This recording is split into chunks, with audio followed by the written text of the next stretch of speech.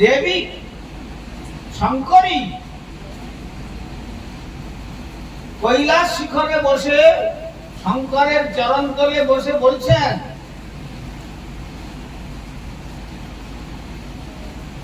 যে যদি একটু গুরুতত্ত্ব সম্বন্ধে আমার নিকট একটু কীর্তন করেন তাহলে একটু আনন্দ লাভ করি।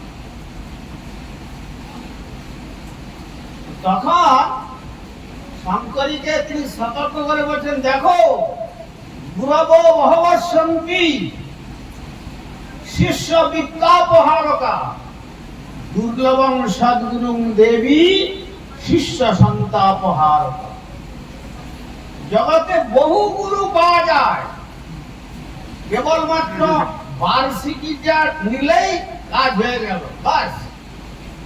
আর শিষ্য কি আচার আচরণ করছে, নিষ্ঠাযুক্ত হয়ে শাস্ত্রের অনুশীলন করছে, কি ভগবত ভজন করছে কি করছে না, এইসবের কোনো সম্পর্ক নেই, কেবল বার্ষিকীটা পেলেই হলো।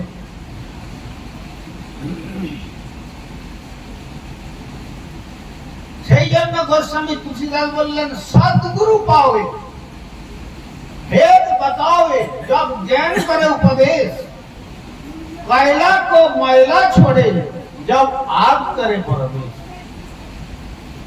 যদি মঙ্গল লাভ করতে চাও সদ্গুরুর চরণ আশ্রয় করো। তার মানে কি? এখানে তার মানে তুলসীদাস বলতে যাচ্ছেন সদ্গুরু মানে এখানে অসদ্গুরু আছে।